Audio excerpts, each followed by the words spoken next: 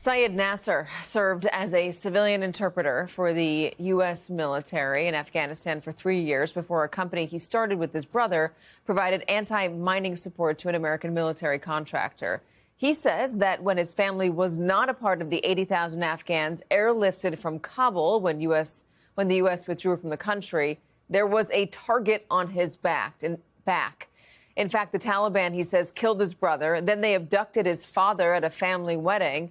And after that, Syed fled, coming to the United States last year, seeking asylum and a special immigrant visa. But last week at a courthouse in San Diego, Syed was detained by ICE after a mandatory immigration parole hearing. He's now in a California detention center for expedited removal from the United States. Joining us now, Syed Naser's attorney, Brian McGoldrick.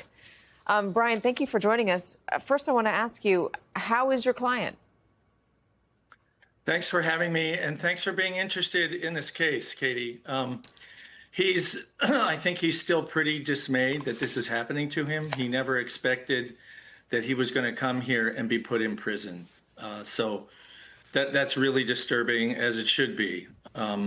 Otherwise, he's coping. Can you tell me a little bit more about what he did for Americans in Afghanistan, why he was applying for asylum and the special immigrant visa?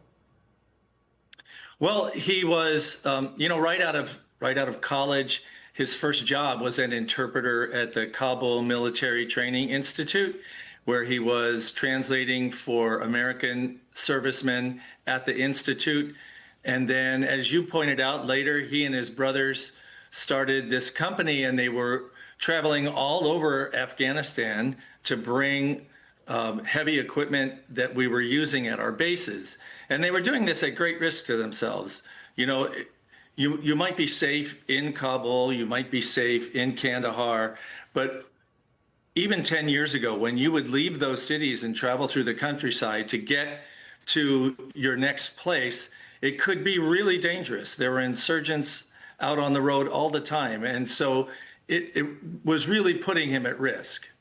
And then, as the Taliban started taking over more and more of the country, it became really risky for him, for his brothers, and for his family. DHS says they have no record of him doing any of the work that he says he's done. There's no record to show that he assisted the U.S. government, they say, in any capacity. They're saying that he was unvetted and that he shouldn't be here. Do you have those records? I mean, this is going to be before a judge. Do you have those records? Yes, I have those records, and actually so does the court.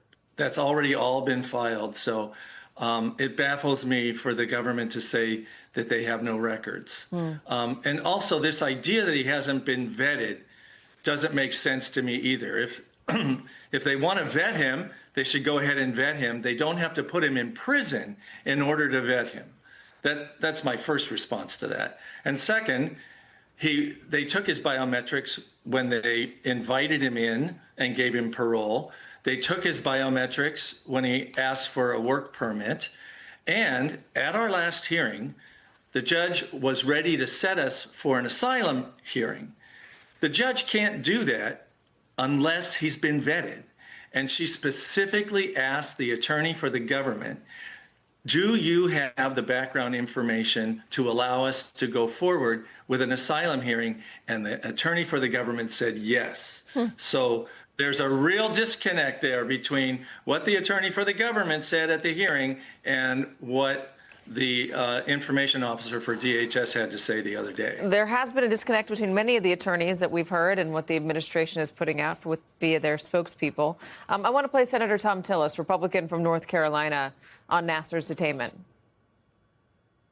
It just disturbs me that we've got somebody in detention who served, by all accounts, admirably alongside American servicemen, probably saved their lives because those interpreters were embedded in the community.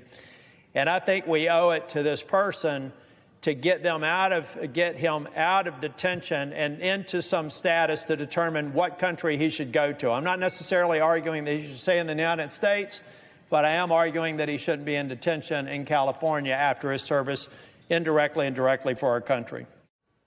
If he is deported, where would he go? I have no idea. We don't have a relationship with Afghanistan, so and sending him back there would be a death warrant. We've been talking about sending people to Kosovo or South Sudan or something like that, but that's not what Syed deserves. Syed has a valid asylum claim. And another thing that really doesn't make sense, his brother was just granted asylum in April based on the same documents, based on the same family history. So it just, again, there's no connection here. That one brother is granted asylum, but the other brother needs to be sent to another country. That just makes no sense. Brian McGoldrick, thank you so much for joining us. And if your client, if Syed does get out of detention, we do hope you'll come back on, and that we hope that he can join us as well. We'd love to talk to him. Thank you very much. And thank you for keeping this story in front of the American people.